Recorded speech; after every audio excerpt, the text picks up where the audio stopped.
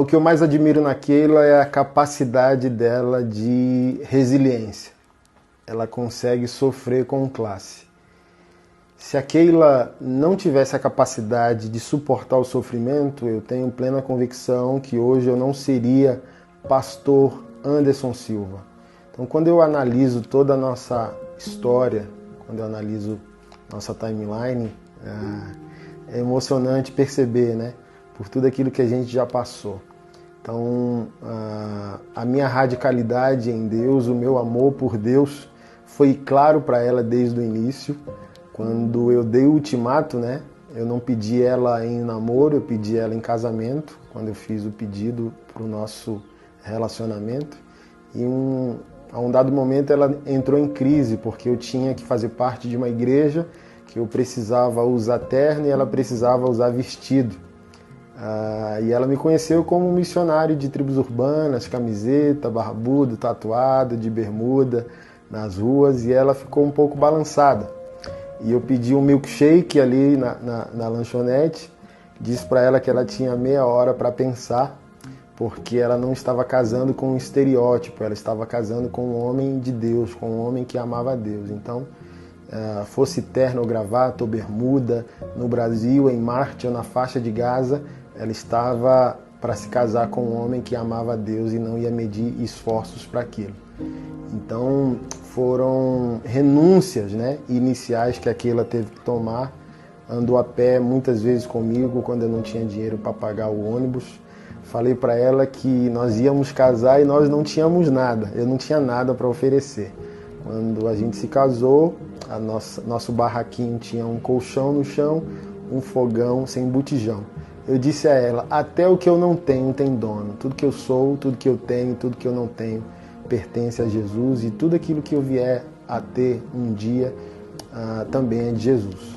Então ela sempre teve que lidar com o meu desprendimento radical por amor ao Senhor. Então nesses primeiros anos, quantas vezes eu ofertei na igreja, dizimei, e a gente teve que voltar a pé para casa. Uma vez ela foi no meu trabalho e eu contando que ela tinha dinheiro para a gente voltar de ônibus, e ela não tinha dinheiro, muito menos eu, e a gente teve que naquele dia andar 4 horas a pé. Comíamos de marmitex, manhã, tarde e noite, porque não tinha botijão, né? Só o fogão. Quando a gente teve o primeiro filho, ganhamos uma TV, a TV ficava em cima de uma caixa de verdura.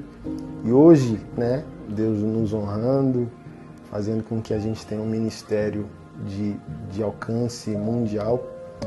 É sempre emocionante reconhecer esses grandes detalhes, né? Eu não vou dizer pequenos detalhes, são grandes detalhes. E eu finalizo essa história e essa homenagem, né, que eu presto a Keila, quando a gente estava fazendo missões na cidade de Anápolis, Goiás, e a Keila emagreceu mais de quase 10 quilos, né? Ela fala homem é exagerado, então às vezes você não tem um parâmetro para medir, né? Mas assim, esteticamente a Keila ficou muito ruim, assim, né? E você não tem noção, porque quando você está dentro da situação.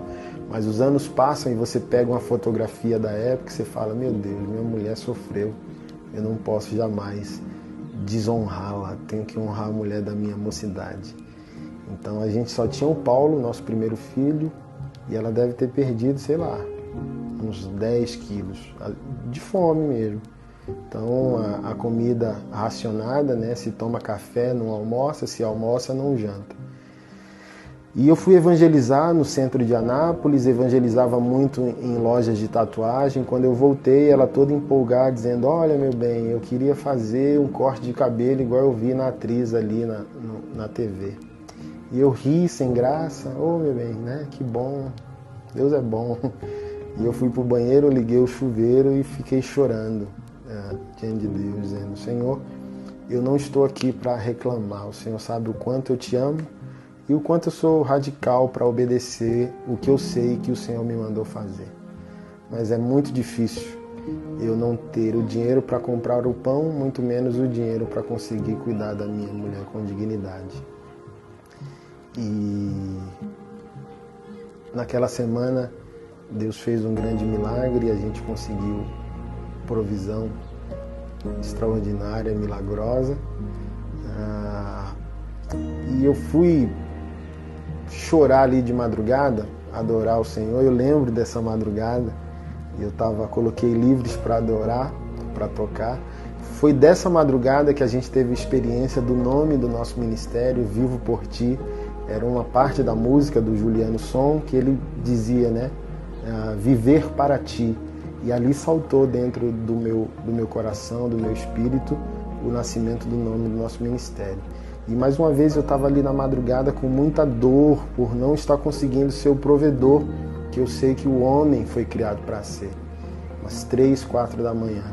E a Keila chegou por trás de mim em toda essa complexidade. Não tenho pão, não tenho dinheiro para cuidar de um cabelo, poderia ser uma mulher rixosa, poderia ser uma mulher para colidir moralmente comigo, sem entender os processos da vida, porque prosperidade não é acidente, prosperidade é uma construção.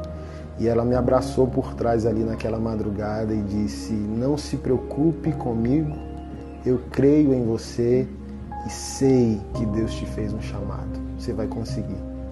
E daquela madrugada para hoje eu sei que talvez naquele dia, naquela madrugada, eu era um gatinho vira-lata, vagabundo de rua, com medo da vida, com medo do propósito em Deus, temeroso, sem conseguir ser o homem que eu precisava ser, vulnerabilizado por essas necessidades, mas eu sei que naquela madrugada minha mulher me fez ser um leão nasceu, se eu era um leão, aquele leão quadruplicou naquela madrugada, e foi aquele abraço e aquelas palavras de reconhecimento do chamado que Deus fez na minha vida, que sem dúvida me impulsionou para que a gente esteja vivendo a vontade de Deus de maneira plena hoje.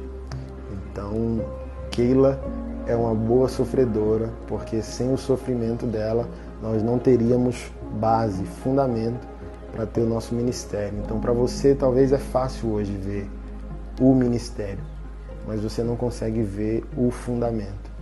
E você pode estar vislumbrando hoje um pouco daquilo que está debaixo, daquilo que você vê em rede social. Que Deus te abençoe.